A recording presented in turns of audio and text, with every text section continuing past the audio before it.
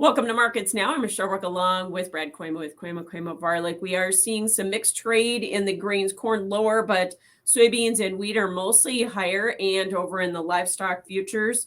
Hogs, well, we're mixed right now, but we're mostly lower in the cattle complex. And Brad, let's talk about cattle.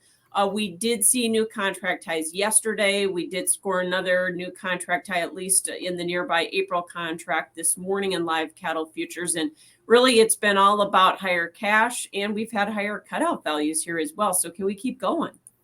Well, it seems it feels like every sector of the cattle thing feels pretty healthy right now. Frankly, No doubt. By the way, thanks again for having me on. It was nice to see you down in New Orleans at the NCBA. You too. The convention was fun. New Orleans, maybe not so much, huh? But to be down a little bit here today after seeing basically across the board new contract highs yesterday. A little bit of an overbought market, of course. I guess I'm not real troubled. I'm satisfied with the way the spreads are trading here today, with February still being the strongest. And just now in the last few minutes, February's gone back lower for the day, but otherwise it's been a little bit higher for the most part all day. The delivery process started yesterday. Keeping an eye on that. Our basis is such that maybe, we've seen some deliveries at times lately where it didn't seem like it made a lot of sense, and yet we caught a few deliveries anyway. So I don't think there'll be any, but I guess we'll just have to monitor that situation as we go forward. Right. Your question about the cutout values and stuff like that, I find interesting. It's pretty hard to find a lot of fault with the market that just made new contract highs. As you know, I've been bullish for quite a while. I don't know how you can look at the supply side fundamentals and not be optimistic. There seems to be a crowd out there that wants to, question the demand side of the market, which I find a bit interesting, don't you? Absolutely. And I keep arguing about it, but it doesn't seem to get anywhere. That's a great thing about markets, right? It's a art rather than a science. In other words, we'll never really get it. I don't pretend to, even after 43 years. But to your demand topic, I'm frustrated by that too. If you're that bright that you can tell me that what the consumer is going to want to do 6 months from now, then that's quite something, because there's really no way to know. The thing that's the fun, I think, about that, when you look at cattle that way, what is your measure of demand? We don't throw beef away. The measure of demand is how much can you produce and how high can you sell it? We're selling a lot of beef last year, huge production at a big price.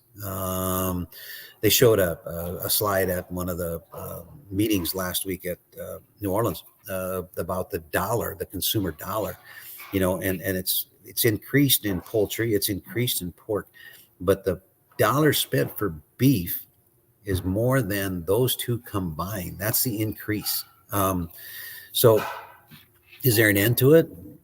I guess. COVID, when they tried to take ribeyes to $25, we're nowhere near that. To me, demand is alive and well, and not just domestically, but globally as well. Do you think cash will be higher again this week? And can you address the fact that negotiated totals were actually pretty small last week? Yes, I think cash will be higher. And it's very frustrating here when we see these kills slow just a bit. And there are a couple of packers that are consciously slowing the kill, I think, trying to control the buy, trying to not have to chase this cash market quite as bad. Looks to me like there's plenty of margin that they should be killing.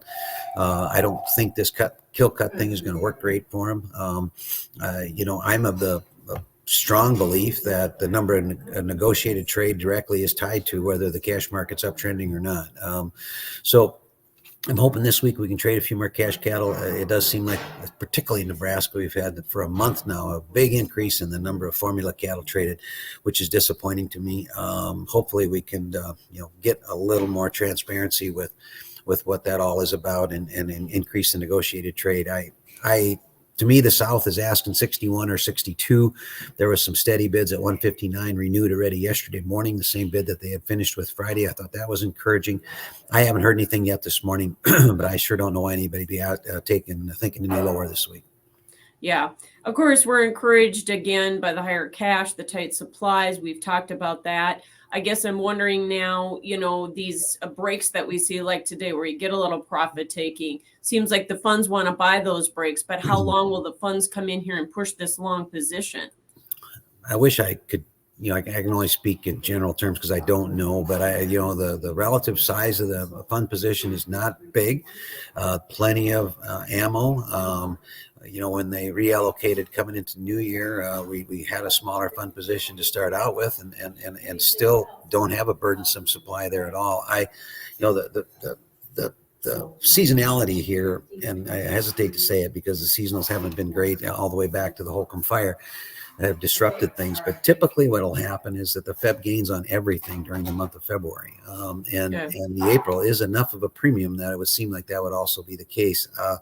February is a short month. You might see an early fund roll. I guess to me, April, if we would soften up a little bit relative to the February, certainly has some merit, because I think as you've pulled this yearling crop ahead early, then clobbered it with the bad weather, it's going to be difficult to have any of these big calves ready on a timely basis. To me, the supply side thing looks extremely friendly all the way into the first quarter.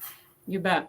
So hogs had a horrible day yesterday. Funds came back in here and pounced on this thing after the China spy balloon got shot down, and there was concerns, it looked like, about trade tensions between us and China. But how much technical damage did we do? I see we're trying to recover or bounce in the front months at least, but how much of a sustained rally can you even get here? 28 days in this downtrend. Isn't that awful? It's right in there with as bad as I can remember it. Hogs, of course, are trendy like no other market. Today we've got a chance. I mean, you got new lows. We're higher for the day if we could just do something with it here once. The fundamental crowd, and there's getting to be smaller and smaller fundamental crowd, but Joe's dialed in on the fundamentals here, and he tells me the weights are down a little bit. Product market feels a little bit better. Even the cash market maybe shows a little bit of life. We've gotten rid of most of this premium that we were holding to the cash, still have some. I guess I choose to be optimistic after a $16 sell-off here on the April hogs. I guess my guess is what we're talking about right here is maybe a temporary low at least, and we can get a correction back to someplace around that 89-cent figure. So, yeah, more new lows for the move though before we did that. So, what about the grain trade? Let's talk about. We have a WASDE report coming up tomorrow. That market is also, kind of sensitive here to what's been going on with the South American weather situation and the flip-flop back and forth in the models. So where do you think we're going with corn and beans? Because we can't take out these overhead resistance areas on the charts either. No, and I appreciate your summarizing of the grain markets. I thought to myself, what can I say that's clever or something about the corn market in particular? I don't remember a market, maybe back in the 90s or something like that, where we just go sideways forever here. In my territory, you still have unusually a strong basis because of a seasonal or a regional imbalance in supply. We didn't have a big crop here, and we use a ton of it here in Northwest Iowa. That usually when the basis is this strong and when the spreads are this strong, that's usually that's two strikes for why I should be friendly, and yet the market just doesn't go anywhere. Exports have been pretty average. Ethanol is questionable in terms of whether we're going to continue to use as much as we did before. So I'm afraid the corn's kind of stuck here. I do think the old crop corn will stay stronger relative to the new crop corn because of the strength in the basis and the tightness of the old crop cash. I would agree. Beans, on the other hand, I hate to be the negative Nelly every time, but it looks to me like Brazil's got a crop, and we're going to find out in just a couple of weeks what that means to the world market. New crop beans to up here, this 1375 level, I'd take a hard look at it if I was a hedger, and I am. And it makes me concerned that we've had this reversal in meal now, because that seems to be what was holding up the soybean market. Agree 100%. And the spreads are negative in the meal as well. Okay. Good to talk to you as always, Brad Koima with Koima Varlick, and that is Markets Now.